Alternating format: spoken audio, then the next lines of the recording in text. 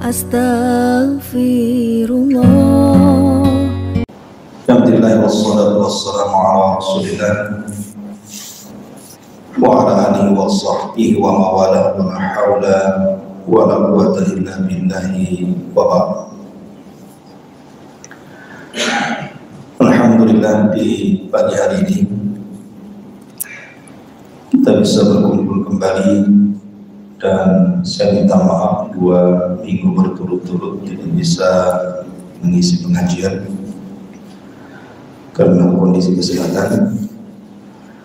Kemudian salawat dan salam kita hadiahkan kepada Rasul kita Nabi besar Muhammad sallallahu alaihi wasallam.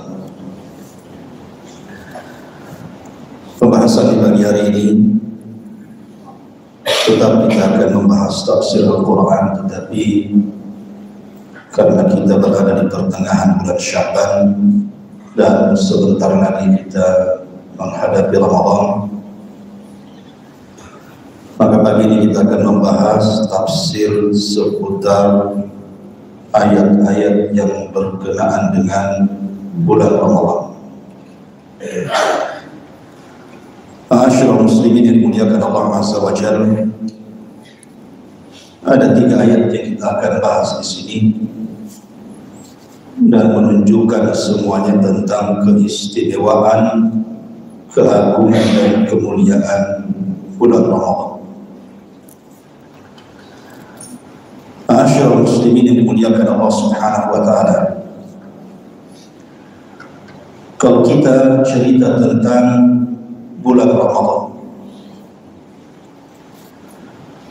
kita tahu bahwa Allah Subhanahu wa taala menciptakan makhluk itu,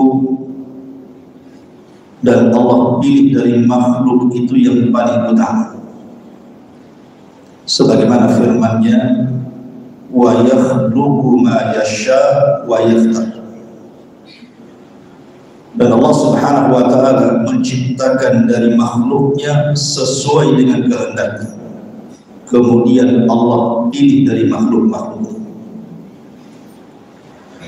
Kita cerita ke atas dulu, baru kita cerita ke bawah. Kalau kita melihat makhluk yang ada di atas kepala kita, maka makhluk yang paling mulia yang Allah Subhanahu wa taala ciptakan adalah arsy Allah Jalla fi'ula.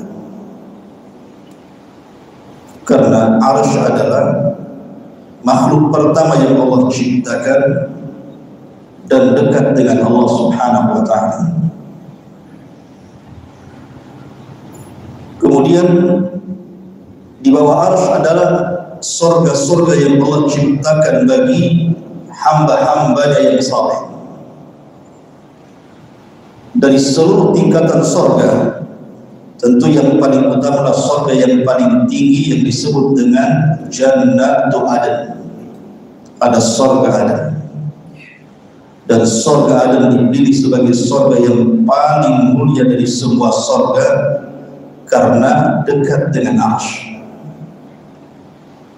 Bahkan atap daripada surga Aden itu adalah arsy itu sendiri, dan itu berdasarkan hadis Nabi sallallahu alaihi wasallam, idza sa'altumullaha fas'alul firdausil a'la fa innahu a'lal jannah wa fawqahu arsyur rahman.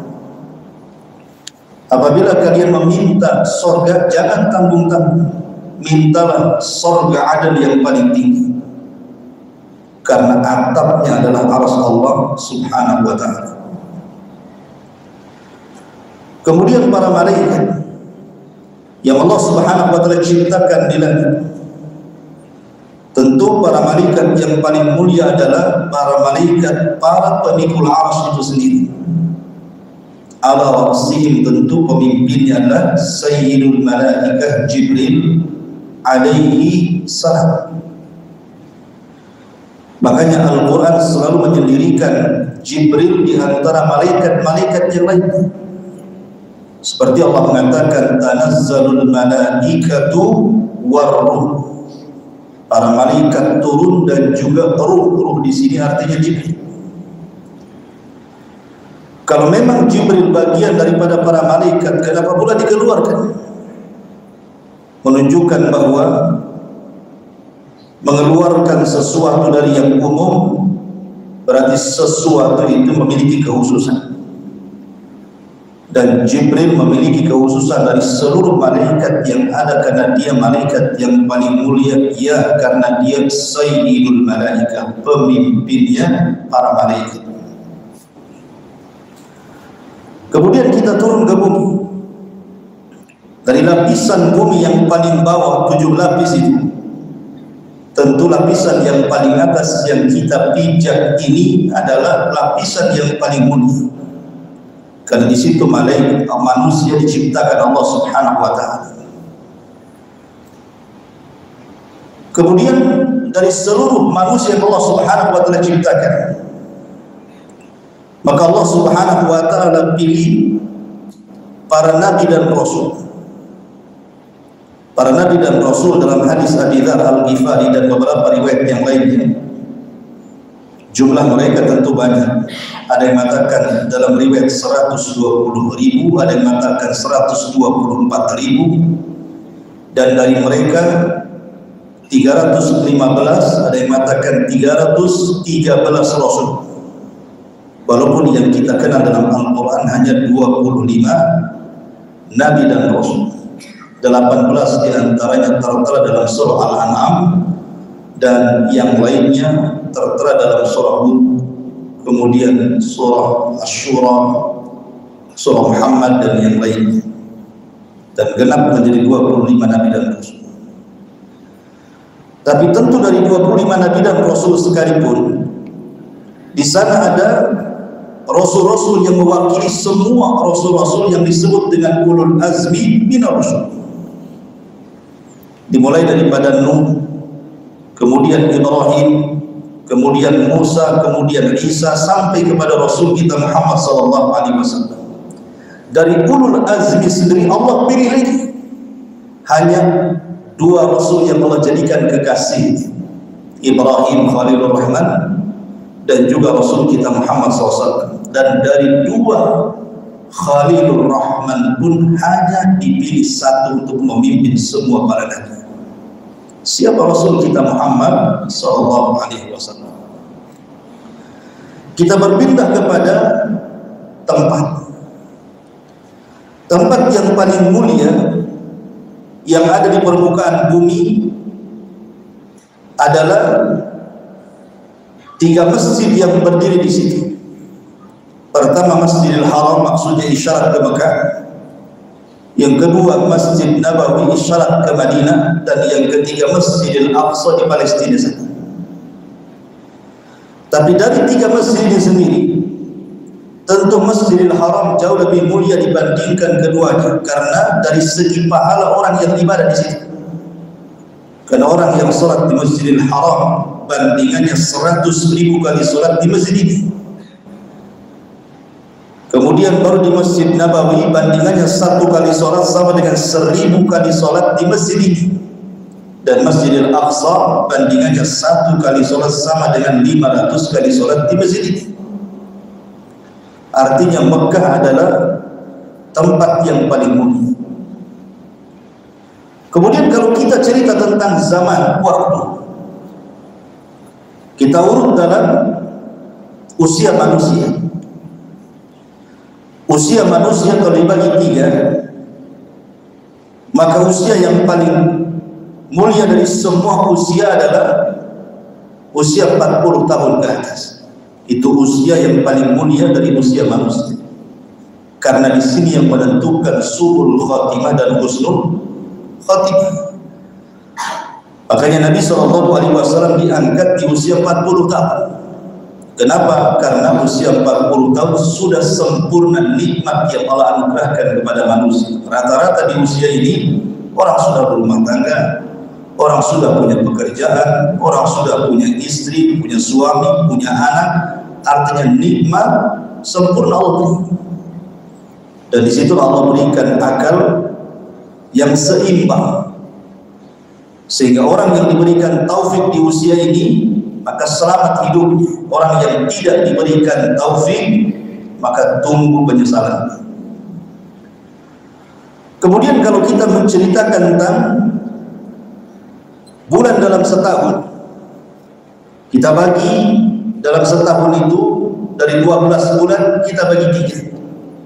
Dimulai daripada Muharram tentunya, Muharram, kemudian Safar, Jumadil Awal, Jumadil Tsani, Rabiul Awwal, Rabiul Tsani, kemudian Rajab, Sya'ban, Ramadan, Syawal, Dzul Qa'dah, Dzul Hijjah. Hafal kasat. Kita bagi 3. Tentu yang paling mulia adalah sepertiga akhir. Dimulai daripada Ramadan, Syawal, Dzul Qa'dah dan Dzul Hijjah. Ramadan adalah pemimpinnya bulan-bulan, Syawal ada puasa Syawal, Dzul Qa'dah dan Dzul Hijjah Asyhurul Hurum. Kemudian kalau kita tarik menjadi 1 pekan 1 minggu, ketika Allah menciptakan langit dan bumi itu dimulai 6 hari. Dimulai daripada hari Ahad, Senin, Selasa, Rabu, Kamis, Jumat. Kita bagi 3 juga.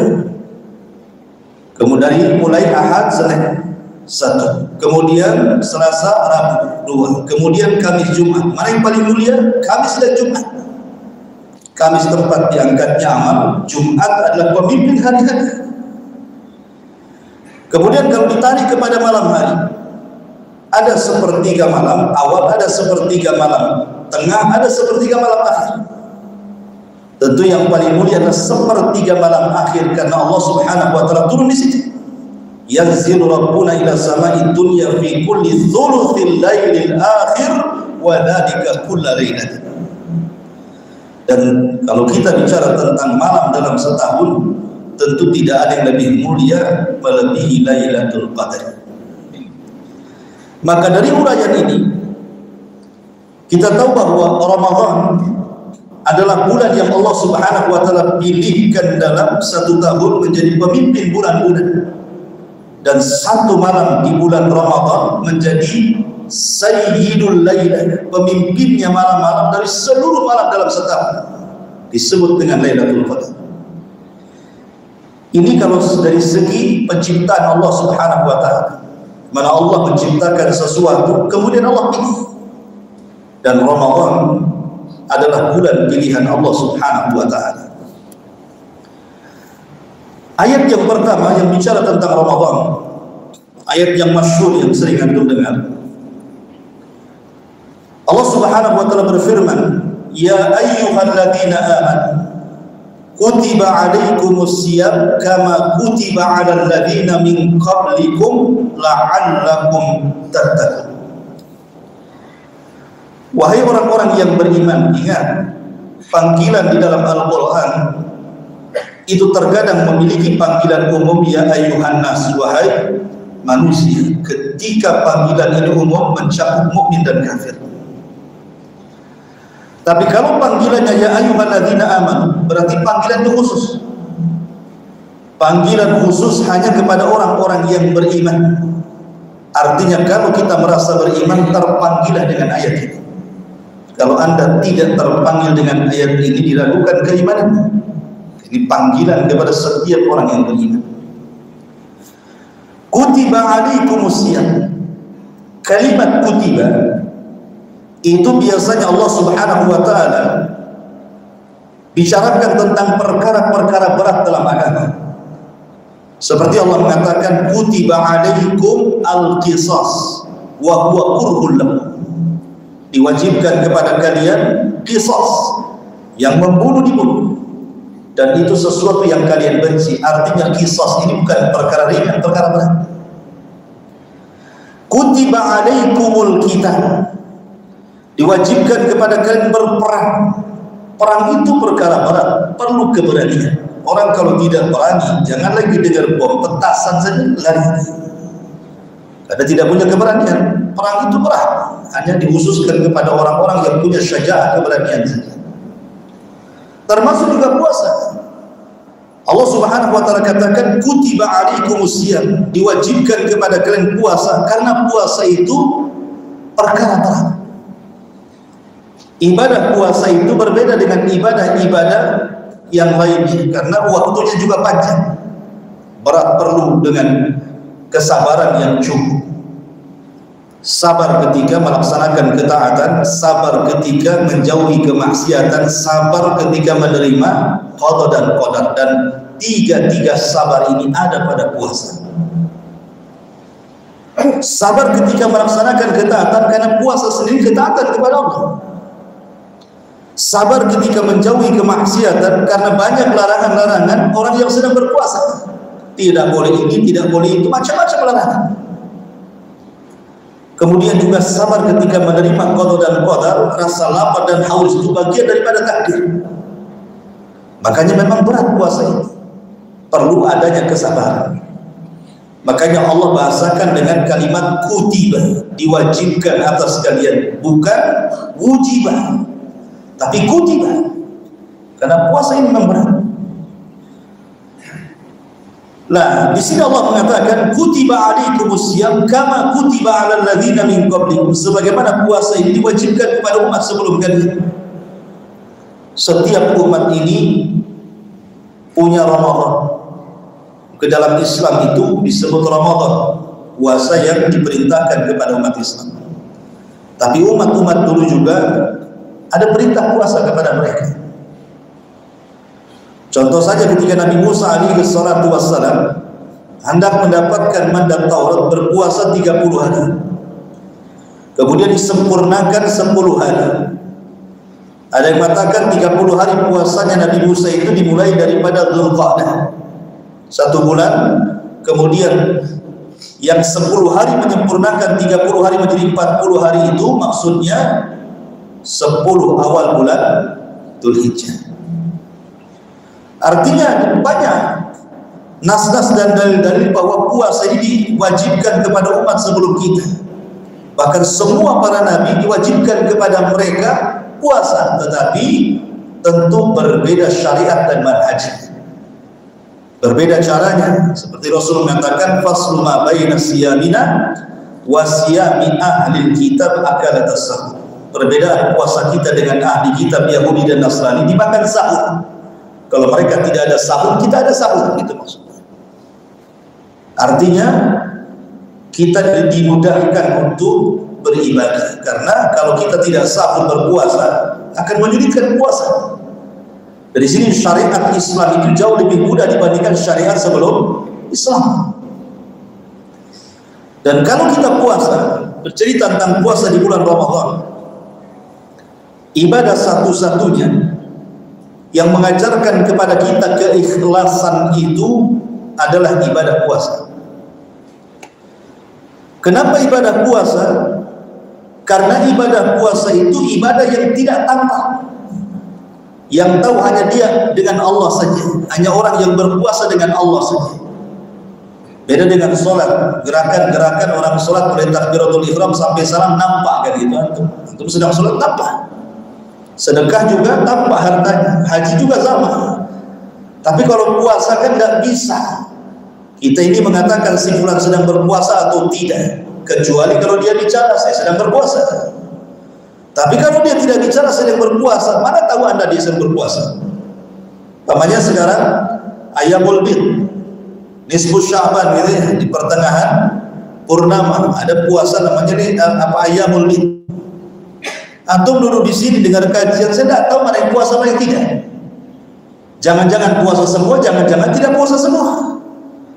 Sehingga puasa ini mengajarkan ibadah sir, ibadah rahasia, dan keikhlasan itu ada pada kerahasiaan. Makanya ketika Nabi SAW bicara tentang sab'atun yudhilluhumullahu fi dhillihi yawma la dhilla illa dhilluh, ada 7 orang yang akan mendapatkan naungan arsy Allah di hari yang tidak ada naungan kecuali naungan Allah. Salah satunya Rasul cerita tentang sedekah. Rajulun tasaddaqat biyamini, seseorang yang bersedekah dengan tangan kanan, yang tangan kirinya tidak tahu. Jadi asal daripada ibadah ikhlas itu kalau dilakukan dengan cara sir, rahasia antara dia dengan Allah, dan puasa mengajarkan itu. Ma'asyiral muslimin yang dimuliakan Allah Azza wa Jalla, badan kita ini terbagi menjadi 3. ada tempat ilmu, ada tempat iman, dan ada tempat syahwat. Kepala kita ini tempat ilmu, dada kita ini tempat iman, dan perut kita ini tempat syahwat. Itulah badan kita. Barang siapa yang terkalahkan perutnya dengan banyak makan dan minum, mengikuti syahwatnya, akan terkalahkan keimanannya. Barang siapa yang ilmunya lebih banyak dan dia bisa mengalahkan perutnya, maka dia bisa menundukkan dadanya, sehingga syahwat tidak akan ada lagi pada hatinya. Lah puasa ini salah satunya adalah mengurangi syahwat perut. Karena kita ketika berpuasa tidak makan, ketika berpuasa tidak minum. Karena orang yang banyak makan pasti banyak minum. Orang kalau sudah banyak makan, banyak minum, kasul kata ulama, pasti orang itu malas, bawaannya ngantuk, pengen tidur, duduk lemas gitu. Coba saja dalam satu hari makan 20 kali, gak mungkin lah 20 kali, mana ada tempat lagi. Artinya kalau orang banyak makan pasti banyak minum. Kalau orang sudah banyak minum pasti kenyang. Kalau orang sudah kenyang pasti malas. Dan itu akibat syahwat. Ketika ini yang terjadi, terkalahkan keimanan dengan syahwatnya, malas dia ibadah. Kita ke atas kepala. Kalau seandainya seseorang itu dikurangi makan minum, kemudian dipenuhi akal pikirannya dengan ilmu dan pengetahuan agama tentang Allah, tentang Rasul, tentang Islam, maka dia bisa menundukkan syahwat. Maka puasa itu, ikhwan, itu bisa menundukkan syahwat kita. Karena puasa mengajarkan kepada kita qillatul ta'am wa qillatus syarab. Kita tidak makan dan tidak minum. Sehingga kemudian orang yang berpuasa itu bisa menundukkan syahwat, bisa menundukkan hawa nafsu. Dari sini bahwa faedah yang orang yang berpuasa itu akan melahirkan takwa, akan melahirkan takwa. Makanya kenapa kemudian Allah Subhanahu wa taala katakan di ujung ayat la'allakum tattaqun. Apa sih fungsinya berpuasa itu? Agar kalian bertakwa. Karena orang yang berpuasa itu hakikatnya menundukkan syahwatnya dengan mengurangi makan, bahkan tidak makan, tidak minum. Dan takwa itu letaknya di hati, kata Rasul. At-taqwa hauna, sambil mengisyaratkan ke dadanya, takwa itu loh di sini. Dari sini kata para ulama, kenapa puasa disyariatkan kepada kita?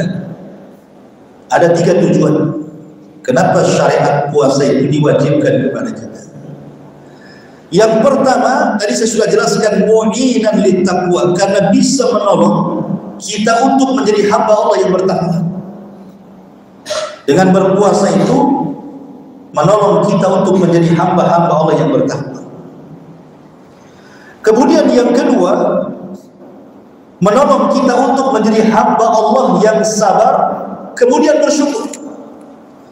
Dan 2 sifat ini yang banyak memasukkan orang ke surga, sabar dan syukur. Allah Subhanahu wa taala berfirman, ketika para penduduk surga masuk dalam surga, maka salam pertama malaikat yang disampaikan kepada penduduk surga, salamun alaikum bima sabartum fanima uqbadal. Keselamatan bagi kalian atas kesabaran kalian. Karena ketika di dunia kita sabar melaksanakan ketaatan, menjauhi kemaksiatan, dan sabar menerima ketentuan Allah Azza wa Jalla. Dan puasa itu melatih kesabaran. Makanya Allah Subhanahu wa taala mengatakan wasta'inu bis-sabri was-shalah. Bis-sabri di sini menurut sebagian tafsir para ulama artinya bis-saumi. Mintalah pertolongan kepada Allah dengan puasa dan juga dengan salat. Artinya puasa melahirkan sabar dan salat melahirkan syukur Dan ketika kita masuk Ramadan, siang harinya kita dilatih sabar, malam harinya dilatih syukur. Yang melatih kita sabar apa? Puasa. Yang melatih syukur kita adalah sholat tarawih. Makanya kenapa Nabi SAW ketika banyak melakukan sholat malam sampai pecah-pecah tuh kakinya.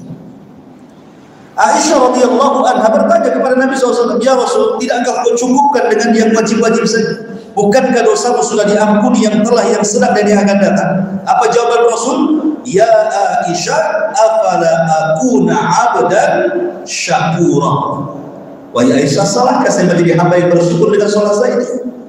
Artinya sholat itu melatih syukur dan puasa itu melatih sabar.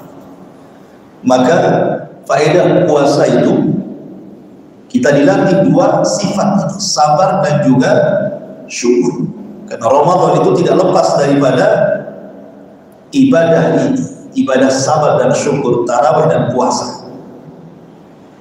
Kemudian juga yang ketiga, karena Ramadan itu bulan pilihan Allah. Di sini kitab-kitab langit banyak diturunkan di bulan Ramadan, seperti surah Ibrahim, Taurat, termasuk juga Al-Quran sendiri. Allah mengatakan, "Syahrul Ramadan alladzi unzila fihi Quran." Bulan Ramadan itu bulan diturunkan Al-Quran padanya. Ma'asyiral muslimin yang dimuliakan Allah Azza wa Jalla. Dan puasa itu kenapa kemudian melahirkan hikmah yang besar yang disebut dengan takwa? Ali bin Abi Thalib radhiyallahu anhu pernah ditanya tentang makna takwa.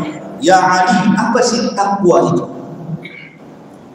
Dan Ali ini orang yang paling hikmah ucapannya. Kata Ali radhiyallahu anhu yang menyatakan bahwa takwa itu ada pada 4 kalimat. Kata Ali radhiyallahu anhu, takwa itu adalah al-khawfu minal jalil, wal amalu bil tanzil, wal qana'atu bil qalil, wal isti'dad li yaumir rahim. Itulah takwa. Takwa ini melahirkan rasa takut kita kepada Allah, dan puasa itu kita diajarkan untuk itu.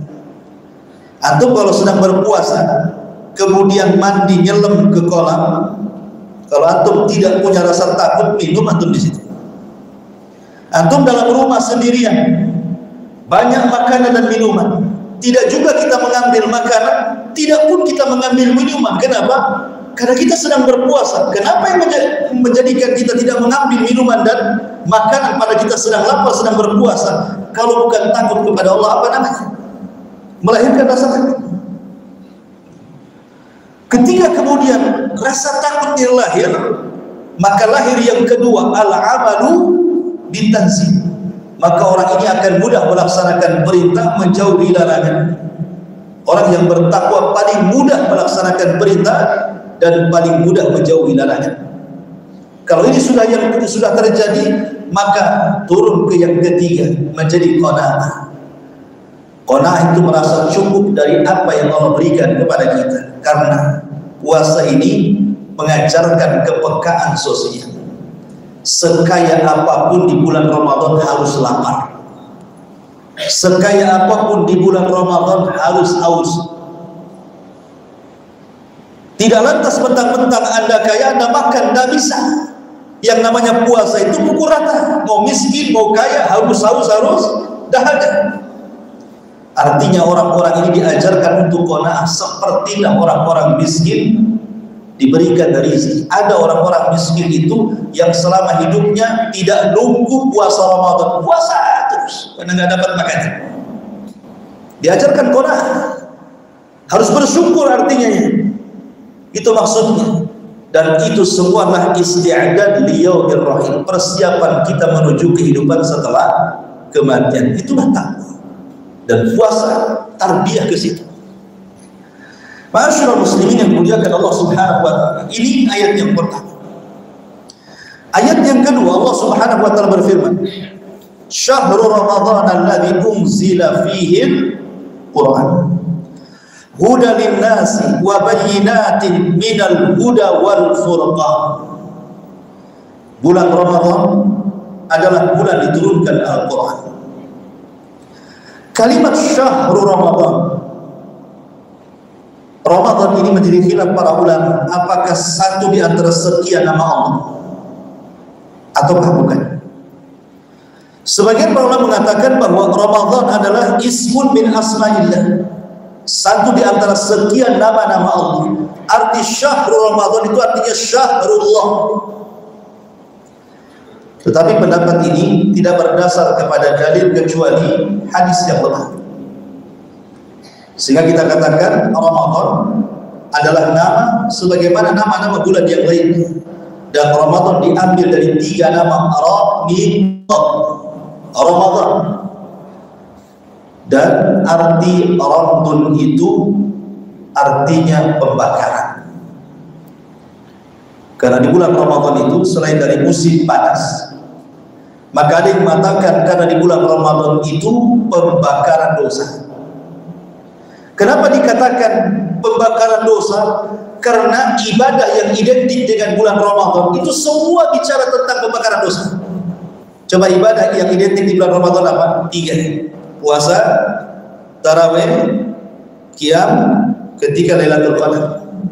Ini 3 saja di bulan Ramadan yang identik maksudnya. Pertama, puasa. Rasul mengatakan man shama ramadanan imanan wa ihtisaban ghufira lahu ma taqaddama min dhanbi. Barang siapa yang berpuasa di bulan Ramadan penuh dengan iman dan mengharap pahala, Allah hapuskan kesalahannya. Allah bakar dosa-dosanya karena Allah sudah ampuni dia. Tanpa harus mengucapkan ya Allah ampuni dosa saya. Dengan berpuasa sudah diampuni dosanya. Kemudian yang kedua, salat tarawih. Rasul mengatakan man qama ramadanan imanan wa ihtisaban ghufira lahu ma taqaddama min dhanbi. Barang siapa yang tegak salat tarawih di tengah malam, maka penuh dengan iman dan mengharap pahala Allah, Allah hapuskan kesalahannya, Allah ampuni dosa-dosanya. Pembakaran dosa di sini. Tanpa harus mengatakan Rabbighfirli, ya Allah ampuni dosa saya. Dengan salat tarawih saja, selepas salat tarawih maka dosa kita dihapuskan. Kemudian yang ketiga, man qama lailatul qadrin imanan wa ihtisaban ghufira lahu ma taqaddama min dhanbi. Barang siapa yang menghidupkan malam Lailatul Qadar penuh dengan iman dan mengharap pahala, maka Allah hapus dosa-dosanya. Makanya disebut Ramadan membakar setiap dosa. Maka kita keluar Ramadan itu seperti anak bayi yang baru dilahirkan. Dari sini ada faedah. Kenapa bulan Ramadan itu bulan istijabah doa? Kenapa Ramadan itu bulan kita ini berdoa baik di siang atau di malamnya sama saja mustajab doa. Antum doa di siang hari mustajab, antum doa di malam hari mustajab. Sebab kalau di hari-hari biasa waktu-waktu mustajab itu terbatas. Seperti antara 2 azan, qomat dan azan, itu mustajab doa. Atau seperti sepertiga malam, itu mustajab doa. Atau ketika khatib naik mimbar di antara 2 khutbah, atau di hari Jumat dari asar ke maghrib. Di hari-hari biasa mustajab doa itu terbatas waktu-waktunya. Tapi di bulan Ramadan, mau pagi, mau siang, mau sore, mau malam, mau jam berapa saja ada berdoa, mustajab doanya. Mana dalilnya? Perhatikan Allah Subhanahu wa taala berfirman, "Wa idza sa'alaka ibadi anni fa inni qarib ujibu da'watad da'i idza da'a falyastajibuni wal yu'minu bi la'allahum yarshudun." Apabila hamba-Ku, kata Allah, bertanya soal Aku kepadamu ya Muhammad, katakan aku dekat. Akulah yang mengabulkan setiap doa orang yang berdoa kepadaku. Maka penuhilah panggilanku, berimanlah kepadaku agar kalian mendapatkan petunjuk. Kalau antum buka Quran, ayat ini terambil di antara ayat-ayat Ramadan. Sebelumnya bicara tentang Ramadan, setelahnya pun bicara tentang Ramadan. Ayat tentang kedekatan Allah dengan hambanya ini terapit dengan 2 ayat yang bicara tentang Ramadan. Ayat sebelumnya bicara tentang syahrul Ramadan alladzi unzila fihi al-Qur'an ila akhiril ayat. Baru wa idza sa'aka ibadi anni fa inni qarib. Baru cerita tentang kedekatan Allah dengan kita. Baru setelah itu bicara tentang hukum Ramadan di malam hari. Uhillat lakum lailatas siyam ar-rafathu ila nisaikum.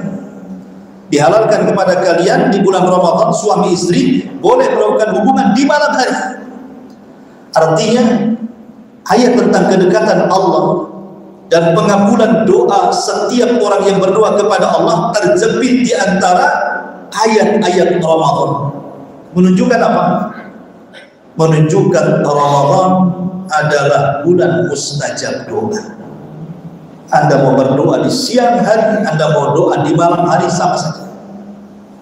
Kenapa demikian? Karena di antara yang menghalangi doa itu mustajab apa? Dosa yang antum lakukan. Itulah yang menjadikan doa kita tidak pernah diijabah. Ketika seseorang itu banyak dosa, maka akan sulit Allah Subhanahu wa taala mengijabah doa kita. Dan tadi saya katakan di siang hari dosa kita dihapuskan dengan puasa. Barang siapa yang puasa di bulan Ramadan penuh dengan iman dan mengharap pahala, Allah ampuni dosa-dosanya. Maka kita mustajab doa di siang hari. Kemudian ketika orang berdoa di malam hari sama. Karena dengan sholat tarawih, ghufira lahu ma taqaddama min dhanbi. Maka dosa-dosa kita akan diampuni, sehingga di malam hari juga mustajab doa. Karena di antara doa kita ditolak itu karena banyak dosa. Ketika kita puasa itu sebab penggugur dosa, ketika kita sholat tarawih itu juga sebab penggugur dosa. Maka dari sini kenapa bulan Ramadan itu mustajab doa siang malam? Ya tentu dari sekian waktu dalam satu hari satu malam di bulan Ramadan, walaupun mustajab doa, ada 3 waktu yang jauh lebih mustajab lagi, gitu maksudnya. Dan itu ada 3 waktu. Pertama menjelang berbuka, yang kedua di sepertiga malam akhir, dan yang ketiga setelah sholat subuh sampai syuruk matahari. Artinya Ramadan itu sudah siang malamnya mustajab, lebih mustajab lagi, gitu maksudnya. Ketika berdoa sebelum berbuka. Dan itu berdasarkan hadis tadi.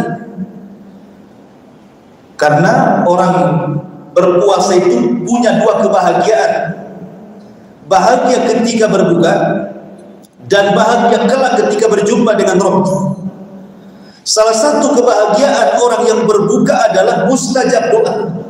Nabi SAW mengatakan, lillahi utaqa'u minan nar fi kulli lailatin min Ramadan. Allah itu akan memerdekakan dari hamba-hambanya dari api neraka, dan itu setiap malam. Ingat, kalau Allah Subhanahu wa taala sudah catat di antara kita ini, entah Ramadan keberapa atau Ramadan yang akan datang, Allah catat bahwa salah satu di antara kita akan dibebaskan dari api neraka. Satu malam saja. Allah catat antum tidak akan masuk neraka, dibebaskan dari api neraka. Maka sampai mati tidak mungkin masuk neraka. Karena Allah yang mencatatnya. Karena Allah mengatakan lillahi mutaqah. Allah Subhanahu wa taala akan membebaskan hamba-hambanya dari api neraka, dan itu setiap malam di bulan Ramadan. Dari sini prioritaskan doa di bulan Ramadan, mintalah supaya kita dibebaskan dari api neraka. Jadi kalau antum berdoa di bulan Ramadan, prioritaskan ini. Pamannya ini menjelang berbuka, itu angkat tangan kita. Ya Allah, bebaskan aku dari neraka. Bebaskan suamiku, istriku, anakku, orang tuaku, dan orang-orang yang kucintai dari neraka. Sebab kalau antum dicatat 1 kali saja, gak mungkin masuk neraka selamanya. Ya, ini faedah besar. Karena kita selama Ramadan terkadang dilalaikan berdoa perkara-perkara yang penting. Padahal inilah yang menjadikan kebahagiaan kita di dunia dan di akhirat. Apalah yang kita cari di dunia ini kalau bukan ingin masuk surga dan terhindar dari neraka. Ma'asyiral muslimin yang dimuliakan Allah Subhanahu wa taala. Dan di bulan Ramadan berdoa di waktu-waktu ini mungkin. Sangat mungkin, tidak ada mustahil. Karena setiap orang pasti Kalau yang berpuasa dia akan menghadapi buka kan begitu. Kemudian juga sepertiga malam akhir pasti antum bangun karena harus sahur. Kemudian selepas subuh sampai syuruk pun dengan bangun sahur kita bisa bertahan, sehingga kita tidak akan tidur dari subuh sampai syuruk. Artinya memungkinkan kita berdoa di 3 waktu yang sangat mustajab. Ma'asyiral muslimin yang dimuliakan Allah Azza wa Jalla, kembali kepada kalimat syahrul Ramadan alladzi unzila fihi al-Qur'an. Ini sudah jam 6. Lanjut. Yang kerja lah ya. Diminta sampai jam 7 katanya. Terserah antum. Itu bahasanya panjang juga. Baik. Syahrul Ramadan alladzi unzila fihi al-Qur'an. Diturunkan padanya Al-Qur'an. Inzalul Qur'an, turunnya Al-Qur'an di bulan Ramadan menunjukkan kemuliaan bulan Ramadan. Karena kita tahu bahwa diangkatnya Nabi menjadi Nabi itu di bulan Ramadan. Kenapa demikian?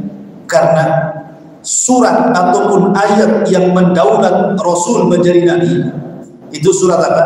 Al-Alaq 1-5. Iqra bismi rabbikal ladzi khalaq, khalaqal insana min 'alaq, iqra wa rabbukal akram alladzi 'allama bil qalam, 'allamal insana ma lam ya'lam.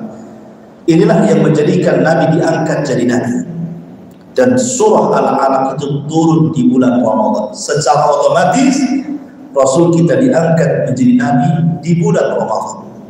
Bulan di mana Rasul diangkat jadi Nabi dan bulan di mana permulaan Al-Qur'an itu turun di bulan Ramadan. Dari sini Allah mengatakan syahrul Ramadan alladzi unzila fihi al-Qur'an. Walaupun ada yang mengatakan bahwa unzila fihi al-Qur'an itu maksudnya Allah turunkan Al-Qur'an secara jumlah 30 juz. Itu artinya dari Lauhil Mahfuz ke Baitul Uzzah. Baitul Uzzah itu letaknya di langit pertama.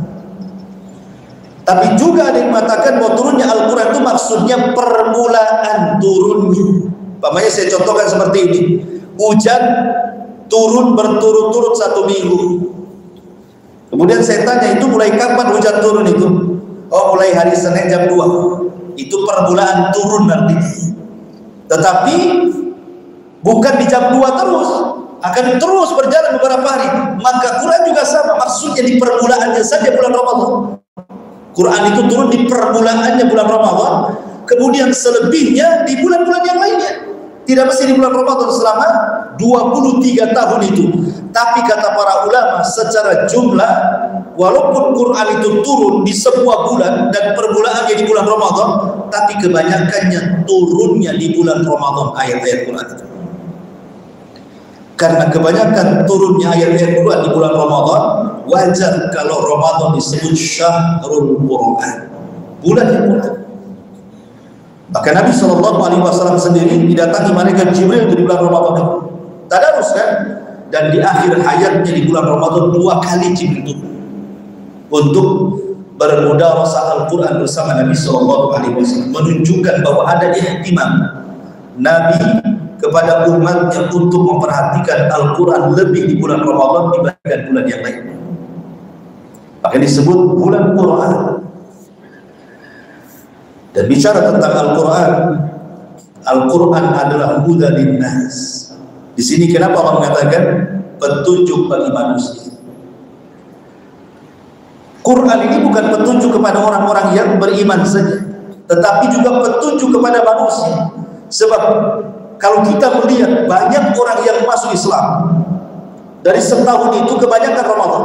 Para mu'allaf itu yang hendak masuk Islam itu kebanyakan banyak masuk Islam itu di bulan Ramadan. Karena selain bulan Ramadan adalah bulan Quran dan Quran adalah petunjuk, makanya kemudian di bulan Ramadan itu semua dirangsang ibadah itu lebih mudah dibandingkan di bulan yang lain. Atau perhatikan penuhnya masjid di bulan Ramadan dengan bulan yang lainnya penuh mana? Pasti Ramadan. Masjid itu penuh di mana-mana. Apalagi di awal Ramadan biasanya. Di awal Ramadan itu kalau sholat tarawih subhanallah sampai ke belakang-belakang. Kalau dulu ya belum ada COVID-nya, Itu sampai pakai terpal lagi di belakang itu, sampai gak muat. Walaupun di perbulan Ramadan, di tengah Ramadan makin maju safnya. Nanti di akhir Ramadan pindah safnya ke mall gitu ya, siapa mau ke lebaran gitu. Artinya bahwa tidak ada masjid yang paling penuh selain Ramadan. Bahkan orang yang baca Quran itu paling banyak dikumandangkan di bulan Ramadan. Di hari-hari yang lain itu susah kita mendengar orang baca Quran. Baik jamaah atau individu kan, baik di corong-corong masjid atau corong-corong mana gitu. Kenapa? Karena Al-Quran lebih banyak dibaca di Ramadan. Quran itu paling banyak dibaca di Ramadan. Bahkan ada yang kebablasan masjid itu sampai baca Quran itu sampai jam 2 malam. Masya Allah, semangat kali. Dari sisi masyarakat muslimin yang dimuliakan Allah Subhanahu wa taala menunjukkan bahwa bulan Ramadan mudah orang membaca Quran, mudah untuk bersedekah, mudah untuk yang lainnya. Ya, karena Ramadan adalah mudah linnas, bisa bawa petunjuk. Masyarakat muslimin yang dimuliakan Allah Azza wa Jalla. Dan sebenarnya kalau kita cerita Ramadan makin panjang, makin satu-satu untuk pergi. Karena juga tahu kesibukan di bukan hari libur. Insyaallah kita lanjutkan saja di minggu depan ya. Karena pembahasan juga masih panjang dan kita fokuskan saja ke besok, masih ada waktu kan, besok juga bicara tentang Ramadan. Mungkin sampai di sini dulu, mudah-mudahan ada manfaatnya. Subhanallah, syukur la ilaha illa anta, astaghfirullah. Allah taala. Assalamualaikum warahmatullahi wabarakatuh.